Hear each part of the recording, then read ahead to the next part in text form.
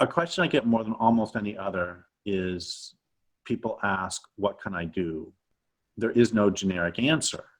But I always say, I can ask you three questions. And the first question is, what do you love? And so find what you love and then defend your beloved.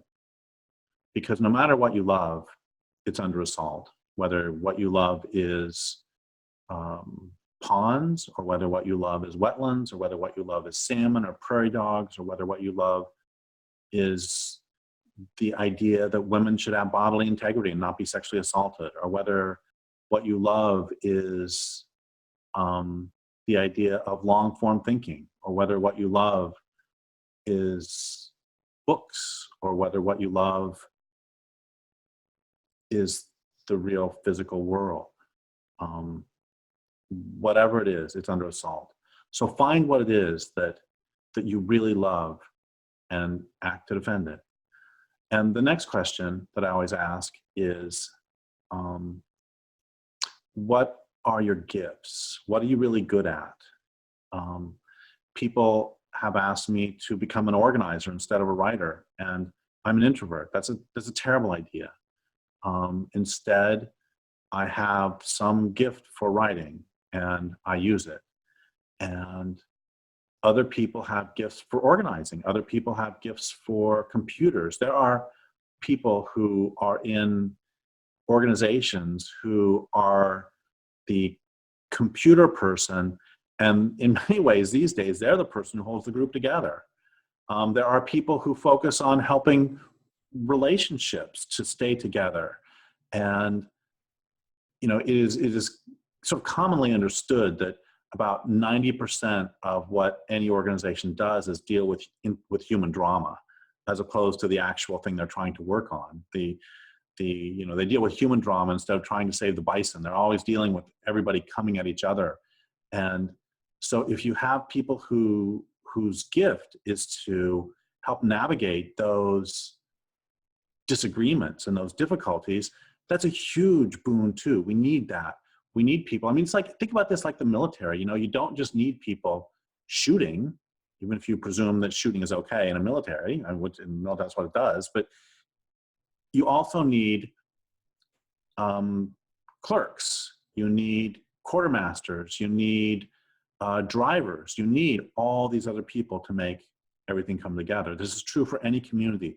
We all have different skills that we can bring in. So the second question is, really, what are the largest, most pressing problems that you can help to solve using the gifts that are unique to you in all the universe? What are the gifts that you can help to solve? One more example of that is that I used to do timber sale appeals, and I was not very good at that. I did them and I could do okay, but there were other people. I would spend all day ripping apart an environmental impact statement put out by the Forest Service and not get very far.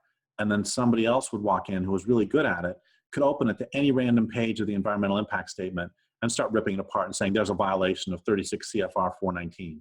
There's a violation of NEPA. There's a violation of NIFMA. And that was a gift that that person had, and he has used it for decades in the service of forests. So find what your gifts are. And then the third question really is, what do you get off on doing? People ask me all the time, how do you keep from getting burned out? And one of the ways you keep from getting burned out is by doing what you get off on doing, by defending those you love, by using your gifts, and by doing what you actually get off on doing. And a story I've told many times that is really important is that I was trying to protect some forest with these other people, and one of the people involved was a wetland specialist.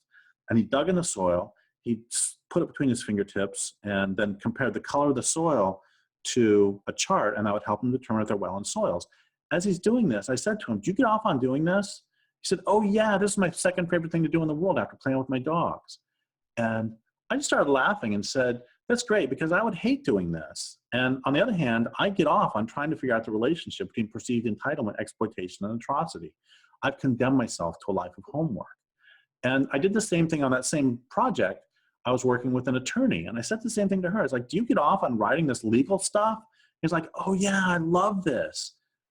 I hate writing legal stuff. And so That's why I don't get burned out. If I were writing legal stuff, or if I were working as a computer person helping other people with computer stuff, I would get burned out. But I don't, because I'm doing what I get off on doing. So when people ask me, what should I do? I always say, find what you love and then defend it.